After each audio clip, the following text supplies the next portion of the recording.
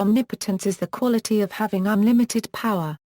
Monotheistic religions generally attribute omnipotence to only the deity of their faith. In the monotheistic philosophies of Abrahamic religions, omnipotence is often listed as one of a deity's characteristics among many, including omniscience, omnipresence, and omnibenevolence. The presence of all these properties in a single entity has given rise to considerable theological debate, prominently including the problem of theodicy, the question of why such a deity would permit the manifestation of evil. Meanings: the term omnipotent has been used to connote a number of different positions. These positions include, but are not limited to, the following: a deity is able to do anything that it chooses to do. A deity is able to do anything that is in accord with its own nature. Hold that it is part of a deity's nature to be consistent and that it would be inconsistent for said deity to go against its own laws unless there was a reason to do so. A deity can bring about any state of affairs which is logically possible for anyone to bring about in that situation. A deity is able to do anything that corresponds with its omniscience and therefore with its world plan. Every action performed in the world is actually being performed by the deity either due to omni-immanence, or because all actions must be supported or permitted by the deity. Under many philosophical definitions of the term deity, senses 2, 3 and 4 can be shown to be equivalent. However, on all understandings of omnipotence, it is generally held that a deity is able to intervene in the world by superseding the laws of physics, since they are not part of its nature, but the principles on which it has created the physical world. However, many modern scholars hold that it is part of a deity's nature to be consistent and that it would be inconsistent for a deity to go against its own laws unless there were an overwhelming reason to do so. The word omnipotence derives from the Latin term omnipotens, meaning all-powerful instead of infinite power implied by its English counterpart. The term could be applied to both deities and Roman emperors. Being the one with all the power, it was not uncommon for nobles to attempt to prove their emperor's omnipotence to the people, by demonstrating his effectiveness at leading the empire. Scholastic definition: St. Thomas Aquinas, OP, acknowledged difficulty in comprehending the deity's power. All confess that God is omnipotent. But it seems difficult to explain in what his omnipotence precisely consists, for there may be doubt as to the precise meaning of the word all when we say that God can do all things. If, however, we consider the matter aright, since power is said in reference to possible things, this phrase, God can do all things, is rightly understood to mean that God can do all things that are possible. And for this reason he is said to be omnipotent. In the scholastic understanding, omnipotence is generally understood to be compatible with certain limitations or restrictions. A proposition that is necessarily true is one whose negation is self-contradictory. It is sometimes objected that this aspect of omnipotence involves the contradiction that God cannot do all that he can do. But the argument is sophistical. It is no contradiction to assert that God can realize whatever is possible, but that no number of actualized possibilities exhausts his power. Omnipotence is perfect power, free from all mere potentiality. Hence, although God does not bring into external being all that he is able to accomplish, his power must not be understood as passing through successive stages before its effect is accomplished. The activity of God is simple and eternal, without evolution or change.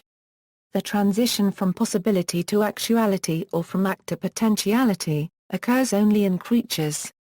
When it is said that God can or could do a thing, the terms are not to be understood in the sense in which they are applied to created causes, but as conveying the idea of a being possessed of infinite unchangeable power, the range of whose activity is limited only by his sovereign will.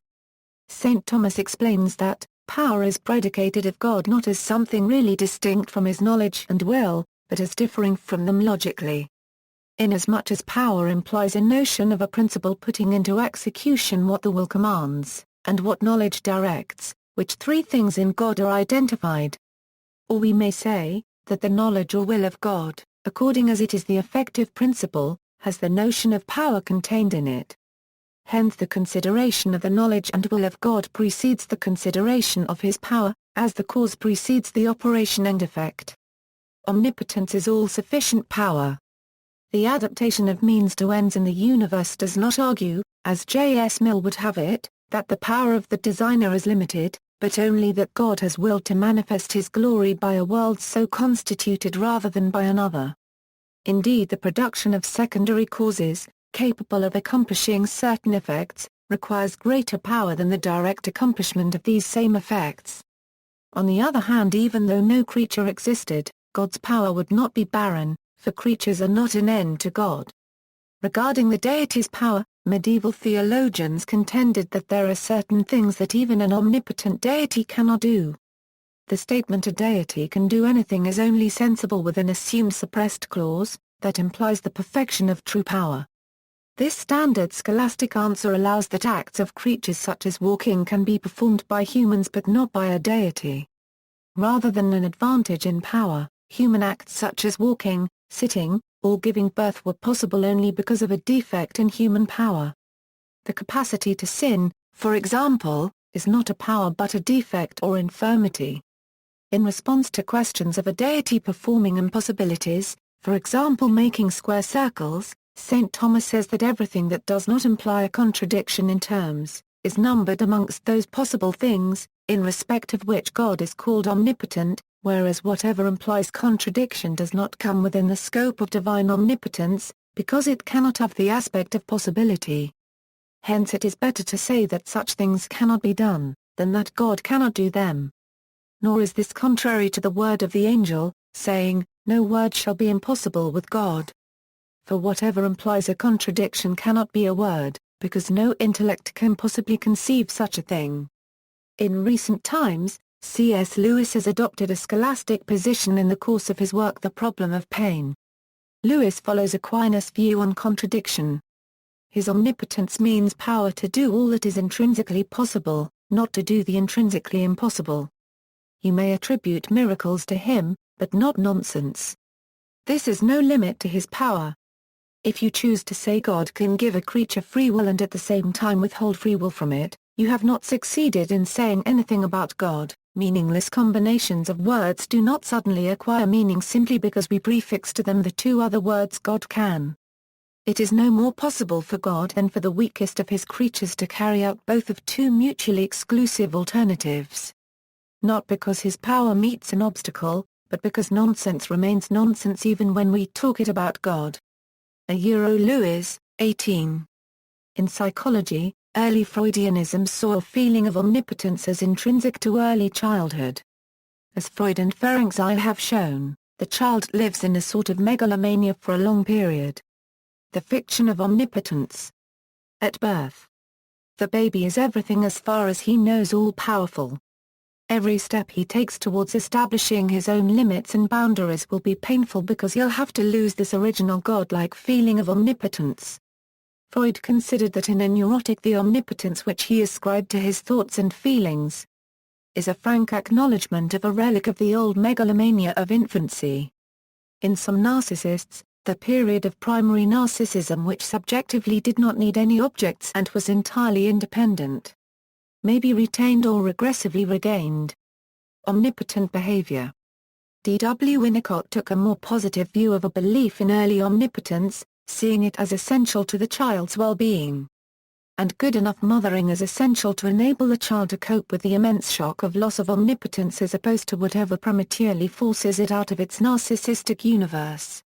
Rejection or limitation. Some monotheists reject the view that a deity is or could be omnipotent, or take the view that, by choosing to create creatures with free will, a deity has chosen to limit divine omnipotence.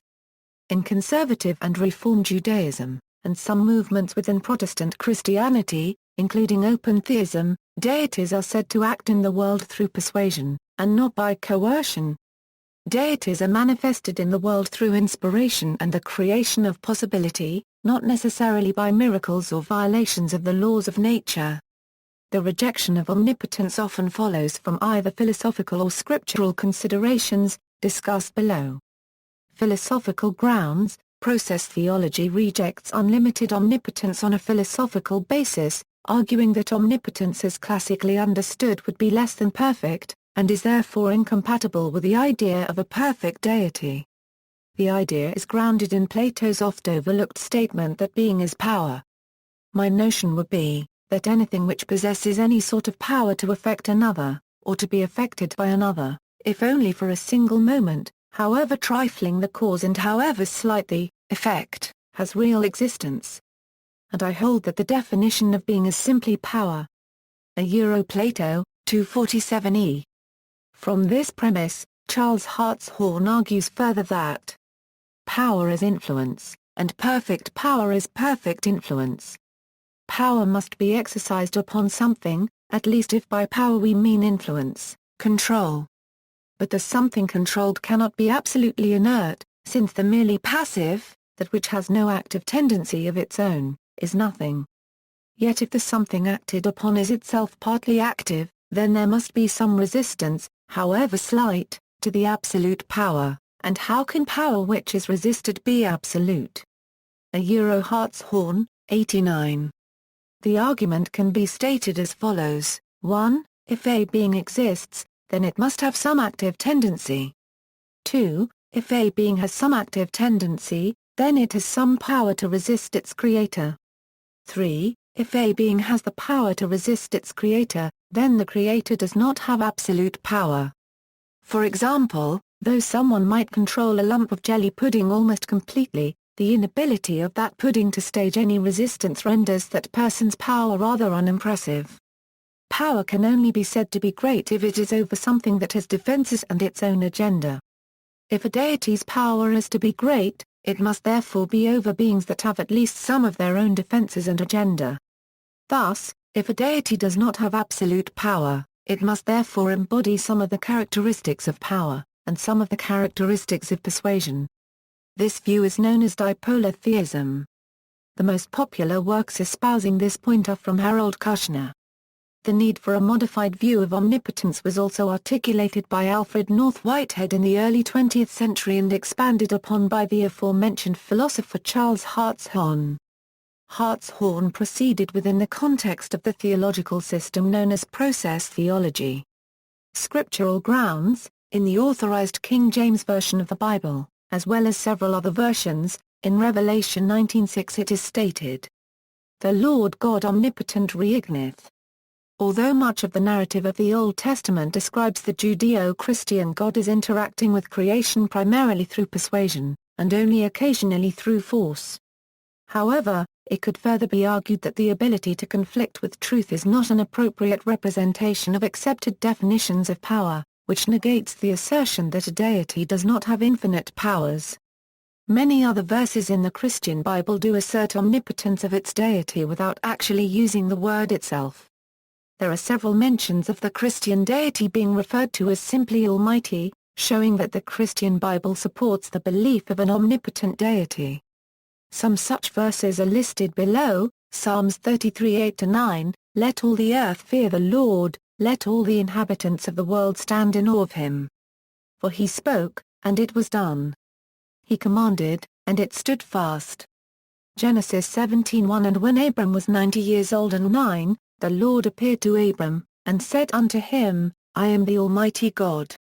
Walk before me, and be thou perfect." Jeremiah 32:27 "Behold, I am the Lord, the God of all flesh, is there anything too hard for me?"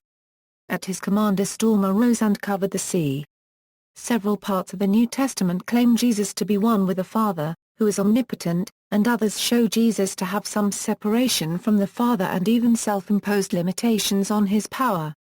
Paradoxes. A classical example goes as follows: can a deity create a rock so heavy that even the deity itself cannot lift it? If so, then the rock is now unliftable, limiting the deity's power. But if not, then the deity is still not omnipotent because it cannot create that rock. Augustine, in his City of God, argued, instead, that God could not do anything that would make God non-omnipotent. For he is called omnipotent on account of his doing what he wills, not on account of his suffering what he wills not. For if that should befall him, he would by no means be omnipotent. Wherefore, he cannot do some things for the very reason that he is omnipotent. Uncertainty and other views. All the above stated claims of power are each based on scriptural grounds and upon empirical human perception. This perception is limited to our senses. the power of a deity is related to its existence. There are however other ways of perception like reason, intuition, revelation, divine inspiration, religious experience, mystical states, and historical testimony. According to the Hindu philosophy, the essence of God or Brahman can never be understood or known, since Brahman is beyond both existence and non-existence, transcending and including time, causation and space, and thus can never be known in the same material sense as one traditionally understands a given concept or object. So presuming there is a godlike entity consciently taking actions, we cannot comprehend the limits of a deity's powers. Since the current laws of physics are only known to be valid in this universe, it is possible that the laws of physics are different in parallel universes, giving a godlike entity more power. If the number of universes is unlimited, then the power of a certain godlike entity is also unlimited, since the laws of physics may be different in other universes, and accordingly making this entity omnipotent. Unfortunately, concerning a multiverse there is a lack of empirical correlation. To the extreme, there are theories about realms beyond this multiverse. Also, trying to develop a theory to explain, assign or reject omnipotence on grounds of logic has little merit, since being omnipotent, in a Cartesian sense, would mean the omnipotent being is above logic. A view supported by Rena. Copyright Descartes. He issues this idea in his Meditations on First Philosophy. This view is called universal possibilism. Allowing assumption that a deity exists, further debate may be provoked that said deity is consciously taking actions.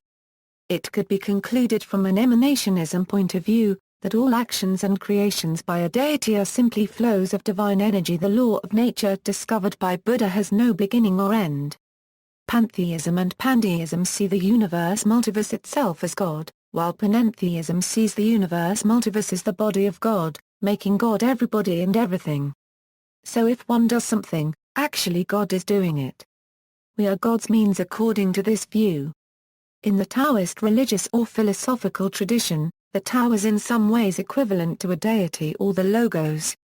The Tao is understood to have inexhaustible power, yet that power is simply another aspect of its weakness. See also, counterdependency, criminals from a sense of guilt, problem of evil, references. Further reading, Augustine, City of God and Christian Doctrine, C.S. Lewis, The Problem of Pain, Charles Hartshorne, Man's Vision of God, Plato, Sophist, Tertullian, Against Praxis, Thomas Aquinas, Summa Theologica, External links, Internet Encyclopedia of Philosophy entry, Stanford Encyclopedia of Philosophy entry, Logical Truth and Omnipotence, Omnipotence and Free Will in Judaism.